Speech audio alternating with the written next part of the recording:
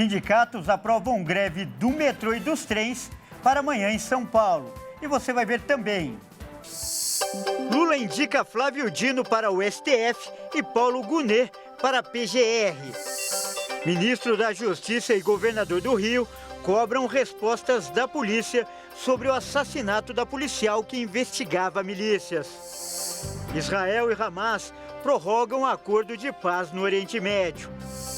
E o Campeonato Brasileiro está cada vez mais disputado e embolado. Quem vai ser o campeão? Essas e outras notícias você confere a partir de agora no Jornal das 18h30.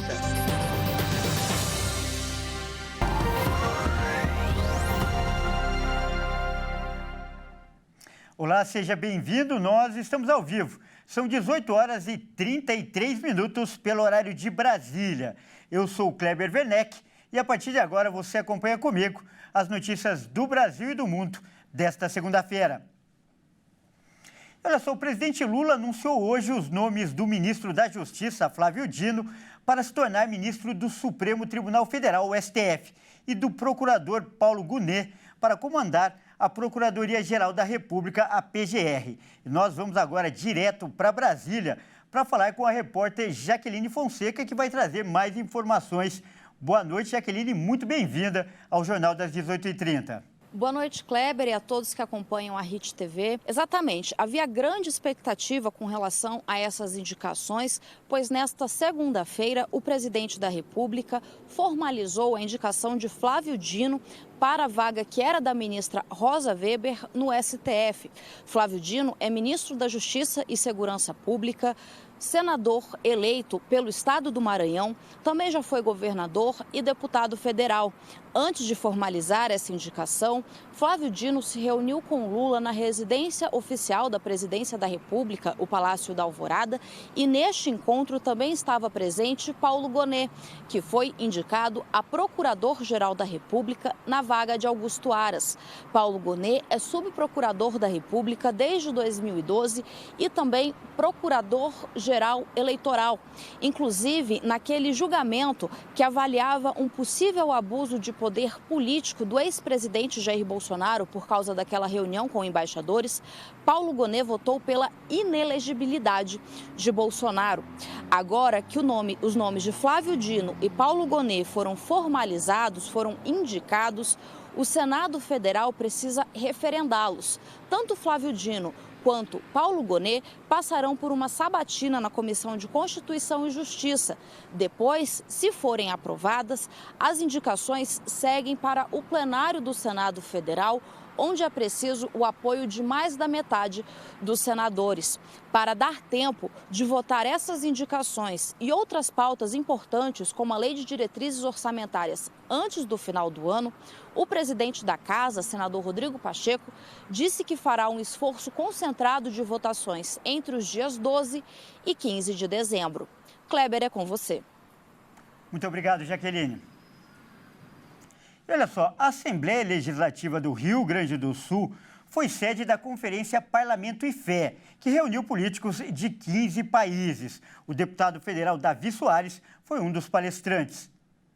O evento reuniu palestrantes de renome internacional para discutir temas relacionados à política, religião e sociedade. Nós ali estamos entendendo qual é a prioridade de nós parlamentares cristãos. Cuidar da criança, cuidar do aflito, cuidar da viúva. E a gente leva tudo isso para o Congresso Nacional.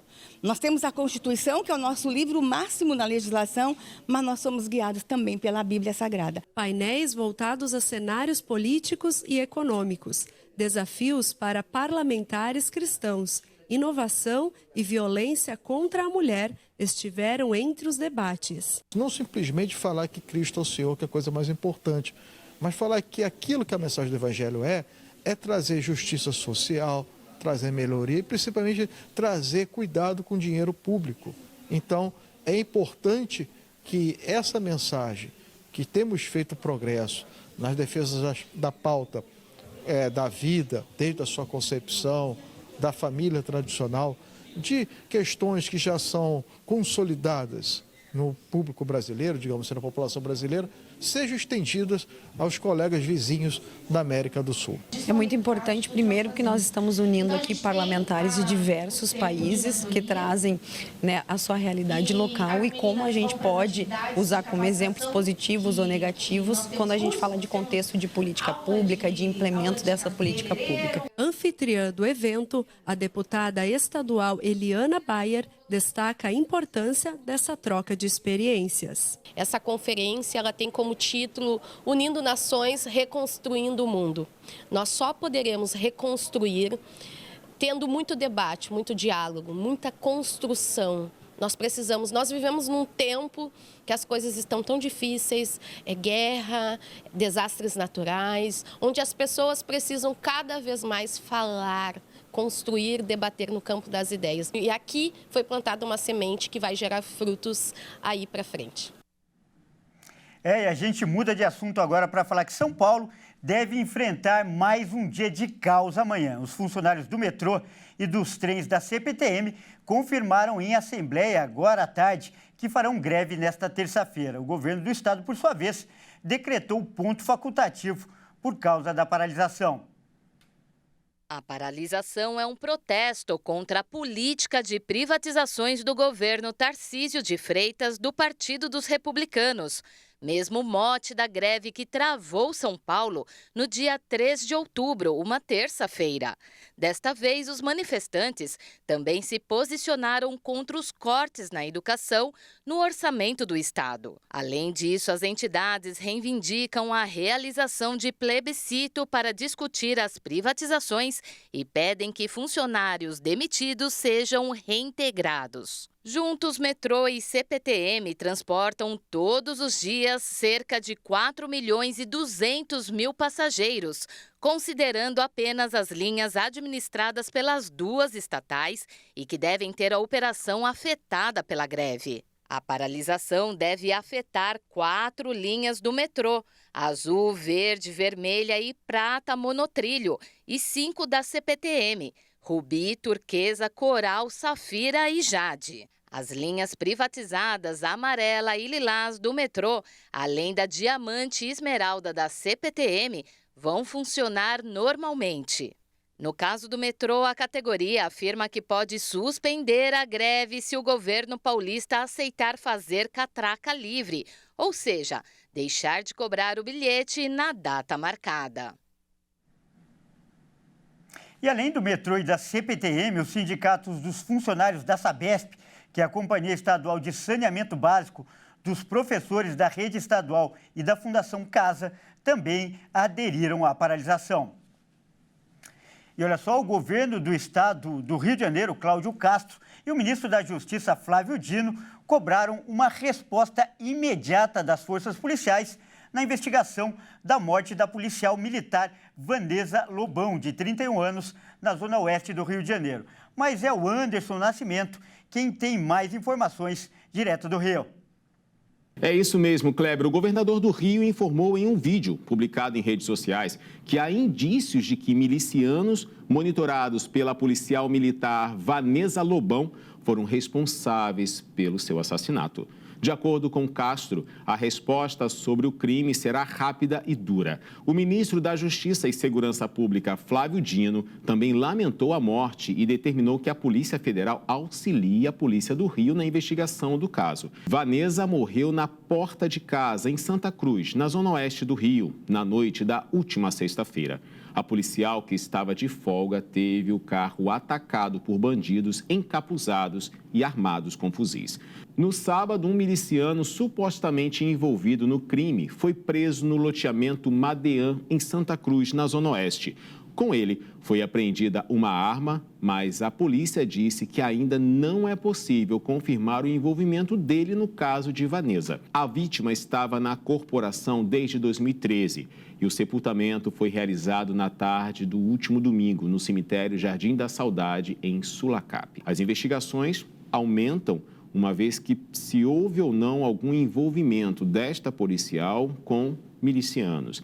Se foi uma troca de informações na investigação, enfim. Tudo isso agora fica a cargo da polícia para investigar. Kleber. E agora uma boa notícia. O Ministério da Saúde criou um aplicativo para facilitar as doações de sangue no país. A plataforma Hemovida está integrada ao Conect SUS. Quem traz os detalhes para a gente é a repórter Maria Clara Leite, agora de São Paulo. O anúncio da criação da plataforma foi feito no último sábado, Dia Nacional do Doador de Sangue. E o mini-app já está disponível para download gratuito nos sistemas iOS e Android. Segundo o Ministério da Saúde, por ser integrado ao Conect SUS, o Hemovida vai fazer uma ponte entre os possíveis doadores e os hemocentros da rede pública, já que visa conscientizar a população sobre a importância de manter os estoques de sangue em níveis seguros. O doador terá acesso à localização da rede de saúde mais próxima para identificar onde doar e receber informações sobre os serviços disponíveis em cada unidade. A pessoa também terá informações detalhadas sobre quem pode doar, como doar e os cuidados que devem ser tomados no dia da doação de sangue.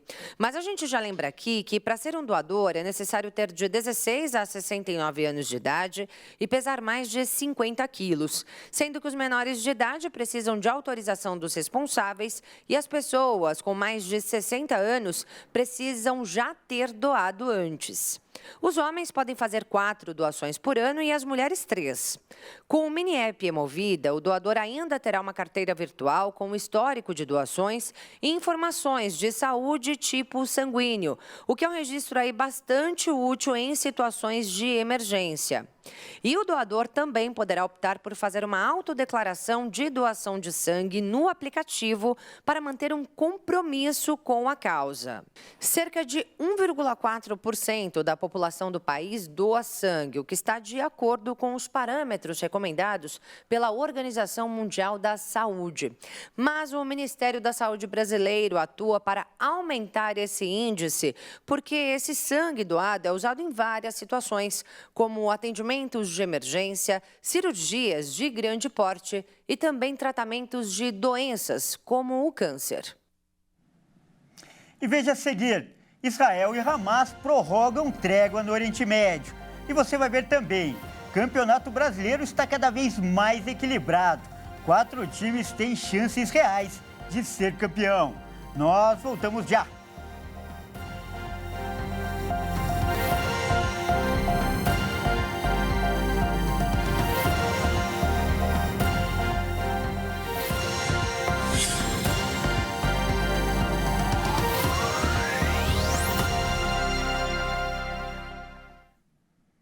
Mais uma vez, seja muito bem-vindo. Nós estamos de volta e ao vivo. São 18 horas e 47 minutos pelo horário de Brasília. Vamos agora com os destaques internacionais. Olha só, o Catar, que atua como mediador do conflito no Oriente Médio, afirmou nesta segunda-feira que Israel e o Hamas vão prolongar por mais 2 dias a trégua humanitária na faixa de Gaza. No X, antigo Twitter, o chanceler do Catar afirmou que houve um acordo, enquanto Hamas confirmou o anúncio. O cessar-fogo deveria terminar na terça, mas foi estendido até às 7 horas da manhã local de quinta-feira. O acordo, em vigor desde semana passada, permitiu a liberação de dezenas de reféns e prisioneiros, assim como ajuda de emergência no território palestino. O premier israelense Benjamin Netanyahu reiterou ao presidente dos Estados Unidos em uma reunião que, ao finalizar a trégua, vai se voltar ao objetivo de eliminar o Hamas. Desde sexta, 39 reféns e 117 presos palestinos foram libertados devido ao acordo. Israel iniciou a ofensiva contra a faixa de Gaza depois do ataque do Hamas de 7 de outubro, quando 1.200 pessoas foram assassinadas por combatentes e outras 240 foram sequestradas. E o mundo todo está de olho no Oriente Médio. E para analisar os últimos acontecimentos deste conflito, nós vamos conversar agora com o professor Márcio Pitiliuk, ele que é especialista em conflitos no Oriente Médio. Muito boa noite, professor Márcio. Seja muito bem-vindo ao Jornal das 18h30. Boa noite, muito obrigado pelo convite. Professor, o que significa esse aumento do acordo de paz? A parte, principalmente de Israel, essas partes no Israel estariam mais flexíveis? Nós não estamos falando num acordo de paz, nós estamos falando numa trégua provisória para a libertação de mais reféns, que a gente tem que analisar por vários lados. Para os reféns, é claro que isso é excelente, como também para as famílias desses reféns. Por exemplo, tem uma criança, inclusive, que estava sequestrada, que os pais foram assassinados, ela nem tem os pais esperando ela de volta. São familiares que vão receber. Para o Hamas, isso também é bom, porque essa trégua permite que eles se reagrupem, se rearmem, que eles preparem uma defesa contra o exército israelense. Para Israel, isso é bom por dois lados. O primeiro, porque também está conseguindo salvar alguns reféns. São mais de 240 que estavam nas mãos do Hamas. E também numa esperança de que o mundo passe a ver isso aí de um jeito diferente, passe a ver que esses reféns eram civis, crianças, mulheres, sequestrados por esses terroristas, pessoas que não fizeram mal a ninguém, estão sendo trocados por terroristas que estavam presos em Israel. Muitas vezes se falou também proporcionalidade da guerra, né? Que Israel estava atacando de maneira desproporcional, o que é um absurdo. Israel ataca como tem condições e pode atacar. Só que agora os críticos de Israel não condenam essa desproporcionalidade, porque o Hamas está liberando um civil para cada 3 presos. Isso já não é proporcional. E segundo, está trocando um inocente por terroristas presos. É outra desproporcionalidade. A gente espera que os reféns sejam libertados o mais rápido possível, que possam voltar para suas casas, mas infelizmente a guerra vai recomeçar, porque é preciso eliminar o Hamas. É um grupo de selvagens, como disse o filho de um dos líderes do Hamas, que renegou o pai, renegou o movimento, está no Brasil nesse momento dando entrevistas e dando palestras. E o senhor fez uma correção muito pertinente. Não se trata de um acordo de paz, e sim de uma trégua. Mas esse tão esperado acordo de paz ainda está muito longe? O acordo de paz com o Hamas é impossível. O que as pessoas têm que entender é que o Hamas não luta pela causa palestina. A prova é que o Hamas controla Gaza desde 2005, 2006, não investiu na faixa de Gaza, investiu só em armamentos, em guerra, em militarização. O Hamas usa os civis palestinos como escudo humano, mostra também que o Hamas não está interessado em resolver o problema. O Hamas, a gente tem que entender o seguinte, o Hamas é uma organização terrorista, selvagem, brutal, que quer impor o islamismo no mundo inteiro. No momento é Israel porque eles estão lá do lado. Eles não vão conseguir, mas no caso Israel fosse destruído, o Hamas ia continuar essa jihad islâmica, como esses terroristas falam, de conquistar o mundo inteiro. É como os nazistas. A filosofia nazista era impor o nazismo no mundo inteiro e quem não fosse ariano seria assassinado. Isso era a filosofia nazista. O Hamas é exatamente igual. O Hamas quer impor o islamismo a todo mundo cristão, a todo mundo ocidental, e quem não for muçulmano vai ser assassinado. Então você não consegue fazer um acordo de paz com um grupo desses. É por isso que Israel está decidido a eliminar o Hamas de uma vez por todas.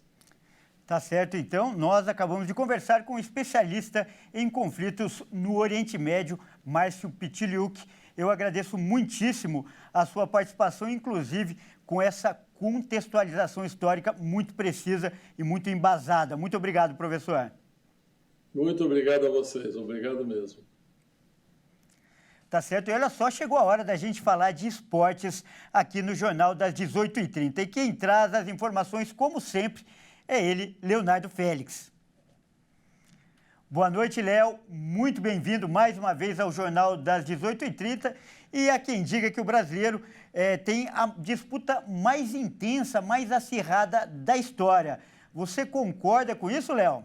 Com certeza, Kleber. A gente não tem dados estatísticos mostrando isso, mas realmente a disputa tá pegando fogo. E a gente pode começar falando aí dos favoritos, não é verdade?